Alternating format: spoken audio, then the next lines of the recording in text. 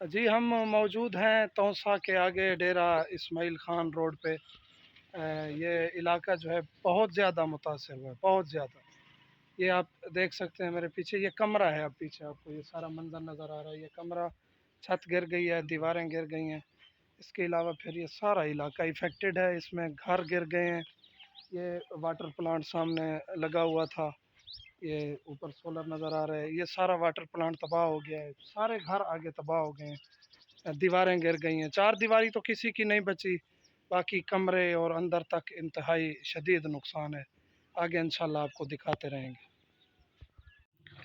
یہ water plant لگا ہوا تھا جو اوپر تک، یعنی دیواروں کے اوپر تک پانی پہنچ گیا تھا، جس کی وجہ سے یہ پورا واٹر پلانٹ جو ہے یہ ڈیمیج ہو گیا ہے۔ یعنی ان لوگوں کو بحال ہونے میں اب بہت ٹائم لگے گا۔ چار دیواریاں گر گئی ہیں، یہ سامنے آپ کو مکان نظر آ رہے ہیں، یہ کمرے نظر آ رہے ہیں، ان کی چار دیواریاں گر گئی ہیں، کمرے ان کے ڈیمیج ہیں، بہت شدید نقصان ہو چکا ہے، یہ روڈ کا حال ہو چکا ہے۔ اور انشاءاللہ ساتھ ہیں، مومنین کی وجہ سے ان کے ساتھ رہیں گے، اور جتنا ہو سکے یہ ان کو آباد کرنے کی اور انسانیت کا ایک درس دینے کی کوشش کرتے رہیں گے آپ مومنین کے تعاون سے۔ یہ دیکھ سکتے ہیں جی، ان کا جو ہے کچھ بھی نہیں بچا، گھر پورا ڈیمیج ہو گیا ہے۔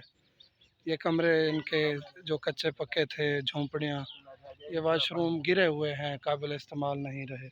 یہ آپ کو گارڈر اور چھتوں کا سامان نظر آ رہا ہوگا، آگے تک ساری تباہی نظر آ رہی۔